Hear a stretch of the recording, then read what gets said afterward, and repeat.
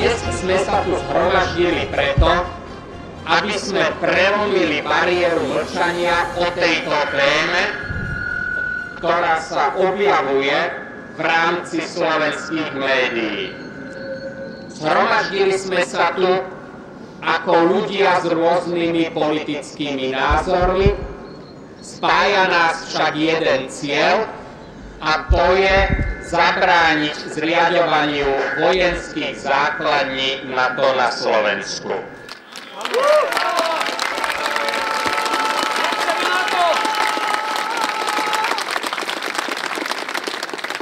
Ako je dobre známe, na Slovensku sa už raz uskutočnilo referendum o otázke, či majú byť zriadené základne NATO na našom území. Občania vtedy danú otázku nepodporili a je zrejmé, že by ju nepodporili ani dnes. Preto je potrebné, aby sme našim politikom povedali, že o otázke prítomnosti cudzích vojsk NATO na našom území je potrebné s občanmi hovoriť. Ako občania však musíme politikom povedať, že na ich sľuboch budeme trvať a akákoľvek zmena danej pozície vyvolá náš hlasný nesúhlas. Áno.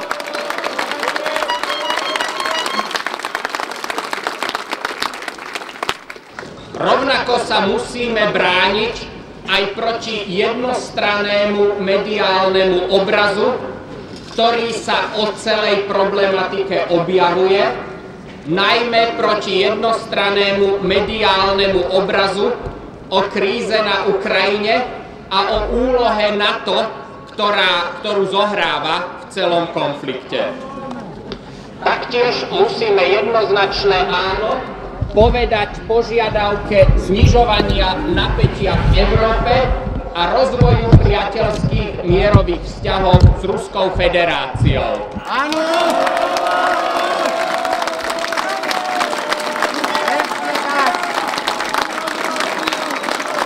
Musíme poukázať na to, že Slovenská republika sa už v minulosti v rámci tzv.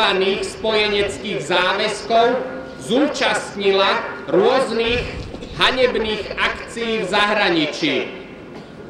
Musíme zabrániť, aby sa čokoľvek podobné opakovalo, najmä v súvislosti s krízou na Ukrajine. Preto požadujeme, aby prítomnosť cudzích vojsk na území Slovenskej republiky a potenciálne zriaďovanie základní NATO nebolo politickým programom žiadnej vlády a musíme povedať jednoznačné nie základňam NATO.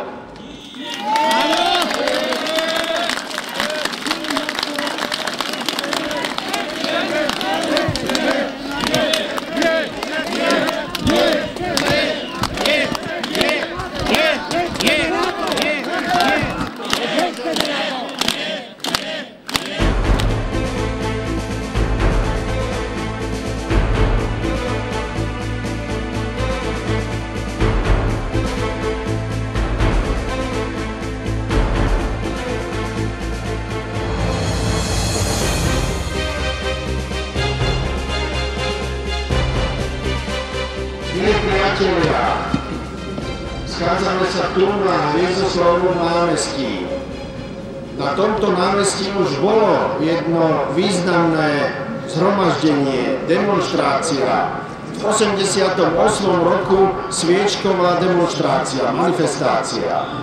Dnes je to významný deň Slovenskej republiky podľa zákona a rozhodnutia parlamentu.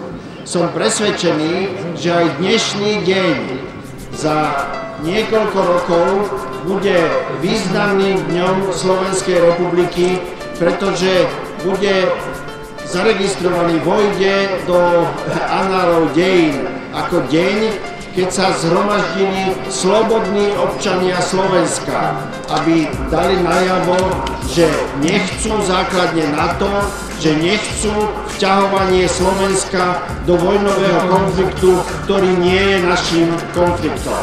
Áno!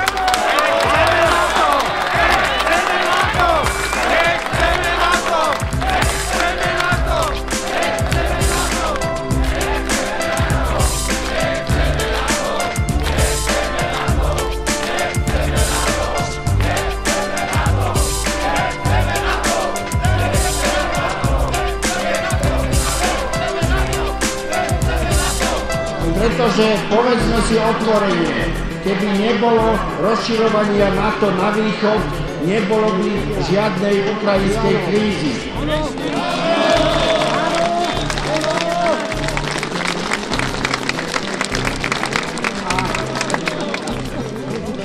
Pozorujeme, že najmä na Slovensku rozširovanie, usadzovanie sa NATO a zakladanie základní NATO postupuje salámovou taktikou. Najskôr prezident na samite NATO v Anglicku súhlasil s tým, že môže byť u nás na Slovensku logistické centrum.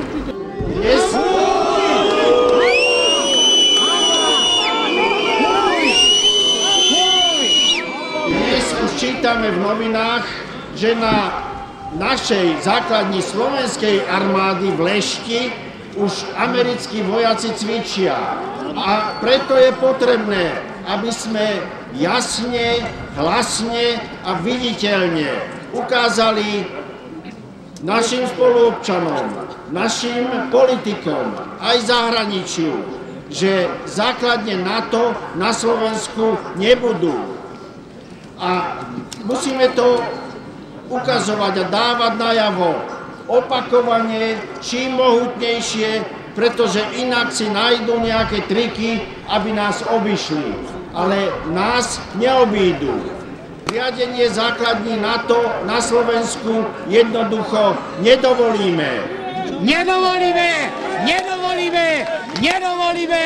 Nedovolíme NATO! Nedovolíme!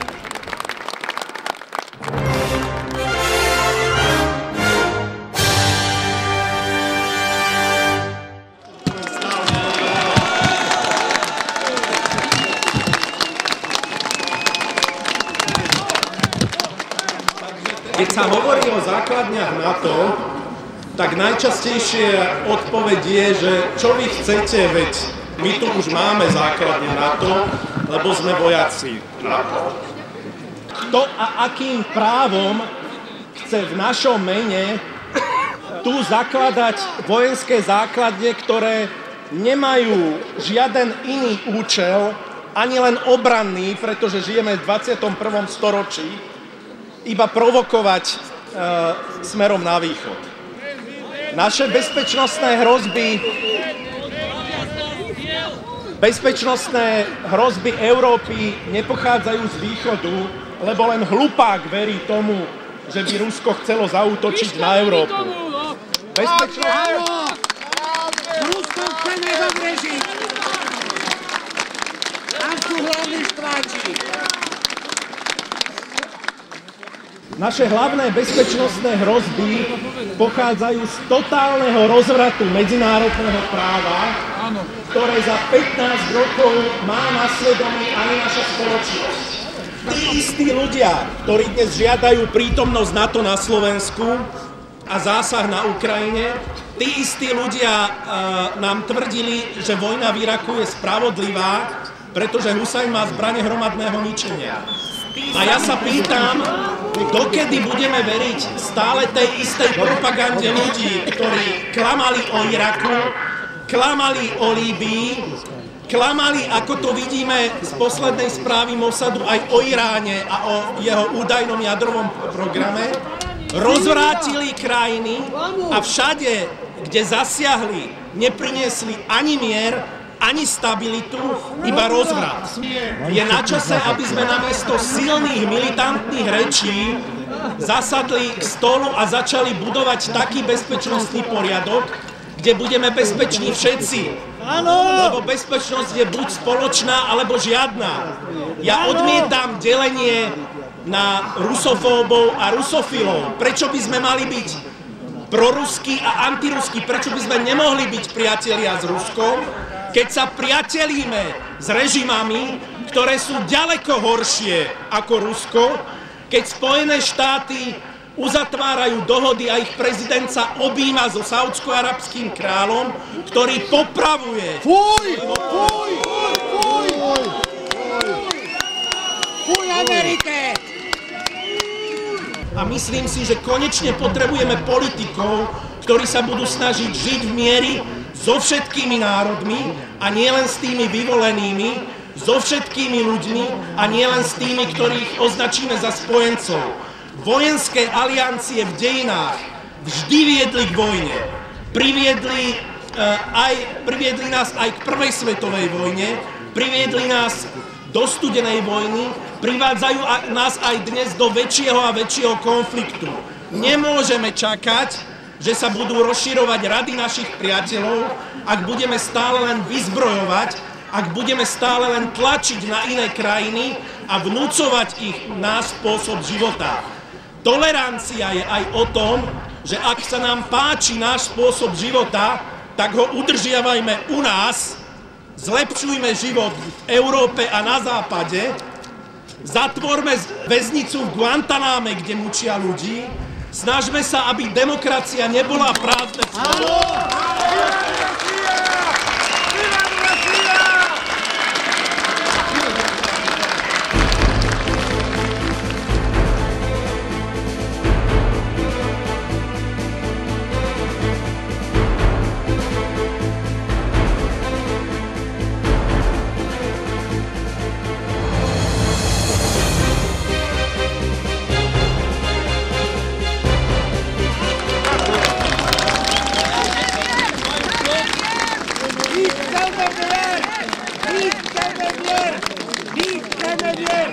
Ja patrím k tým, ktorí považuje za potrebné zopakovať to, čo tu už niekoľkokrát zaznelo. Lebo opačné veci počujeme denne 100-krát z rôznych miest a tento náš názor, na čo nám je na to, na čo by sme sa mali zapletať do vecí, s ktorými nemáme nič spoločné, len nám prinášajú ťažkosti a starosti. Nechceme, aby tu boli základne na to, či už staré alebo nové. Ale problém je v tom, že NATO, keď vyžaduje viac vojakov, viac základní, chce, aby sme dali viacej peňazí na tieto účely. Máme dosť peňazí na školstvo, na zdravotníctvo, na bežnú bezpečnosť občanov. Všade nám tam chýbajú. Áno, nechceme! Prečo vzniklo NATO? Čo chcelo? Iný svet, ale v roku 1999, keď bombardovali Jugosláviu,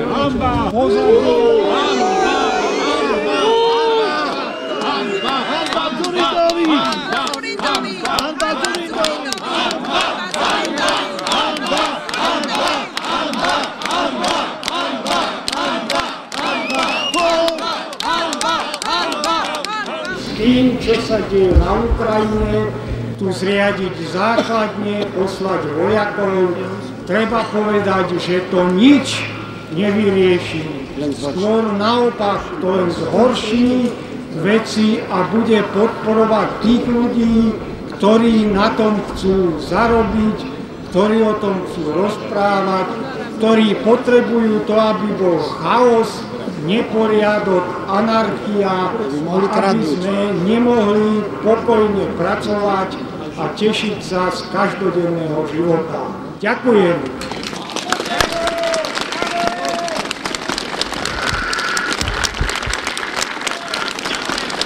Vážené zhromaždenie, účastníci mierového zhromaždenia Charty 2015 za mier proti militarizmu, fašizmu a vojne ktoré sa konalo 10. marca v Košiciach, pozdravujú všetkých, ktorí sa neboja vyjadriť verejne svoj odmietavý postoj proti účasti Slovenska v zločineckej organizácii NATO, odmietajú pobyt vojsk NATO nachádzajúcich sa na území Slovenskej republiky. A želáme nám všetkým docieliť hlavne vystúpenie Slovenska z NATO.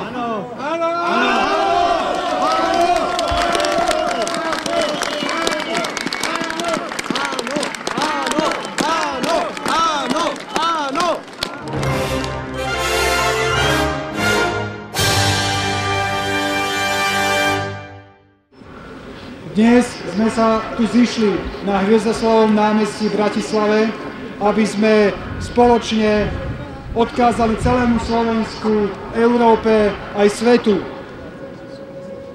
že nesúhlasíme s politikou Spojených štátov amerických a NATO.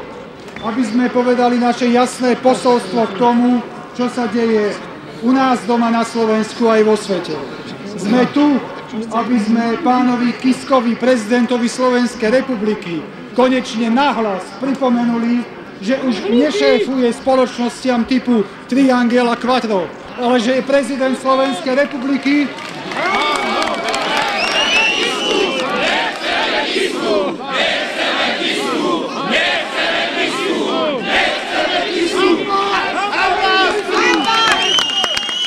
Ale že je prezident Slovenskej republiky a jeho povinnosťou je počúvať názory všetkých občanov, to znamená aj naše názory. Sme tu, aby sme ho vyzvali, aby sa spamätal a aby prestal byť trojským koňom politiky USA na Slovensku.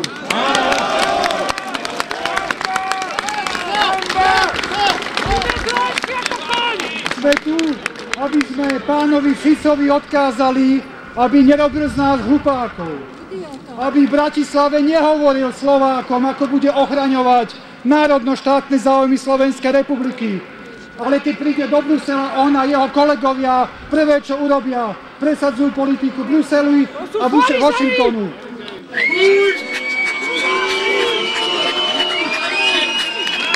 Priatelia, sme tu, aby sme nahlas povedali, že pred takmer 25 rokmi odišlo z územia Slovenskej republiky, odišli poslední sovietskí vojaci. Sme tu, aby sme povedali, že po 25 rokoch tu nechceme amerických ani žiadnych iných vojakov.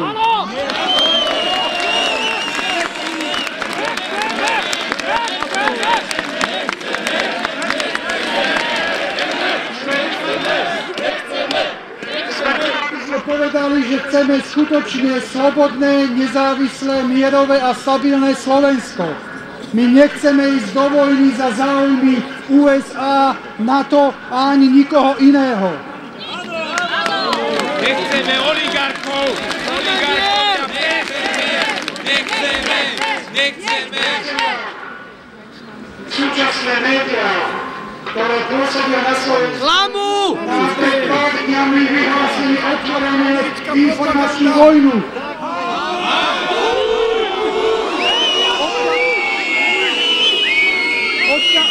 Odkázali nám, že ľudia s takými názormi, ako sme my, nemôžu dostať priestor v ich médiách.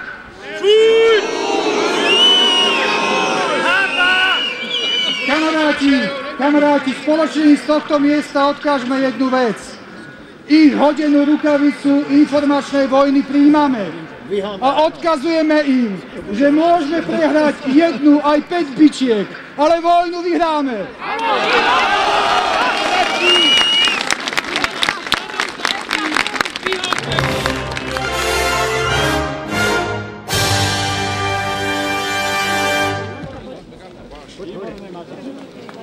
Dobrý deň, priatelia! Som Veronika Moravcová zo skupiny Pokojní bojovníci. Našu prácu väčšina z vás pozná a my poznáme väčšinu z vás, pretože sme sa stretávali od roku 2013 na občianskom odpore a spolu sme sa chceli postaviť tomuto systému, pretože vieme, že nie je správny, že nie je nastavený pre občanov. Vtedy, keď vznikal transparent proti základniam NATO, ktorý mám teraz v ruke, bol máj 2014. Už je to skoro rok a vtedy nás pred Klopsekom, pred starou tržnicou stálo 20. Pred 2 týždňami nás pred americkou ambasádou stálo 220. Dnes je nás tu určite viac ako 500. Prosím, uvedomte si, aká je sila každého z vás. Prosím vás, nerozprávajme o tom, čo nechceme, ale zamyslíme sa nad tým, čo chceme. Chceme legislatívny návrh na vystúpenie z NATO. Všetká energia, ktorú vy nakladáte na rozhovory, zabráni tým, o ktorých hovoril pán Švec, aby znemožnili našu prácu. Znemožní médiám, aby nás zablokovali. Každý jeden človek z vás osloví ďalšieho a o ďalšie 2 týždne nás tu bude 2000, o ďalší mesiac 10 000 a potom bude naša sila. Každý jeden človek, ktorý tu teraz stojí, tak ako minulý mesiac, tak ako minulý rok, má svoju silu. Ja vás prosím, nehovorme o tom, čo nechceme, ale o tom, čo chceme a ako to urobiť, aby tá energia bola vynaložená správne. To je všetko, ostatní už povedali dosť.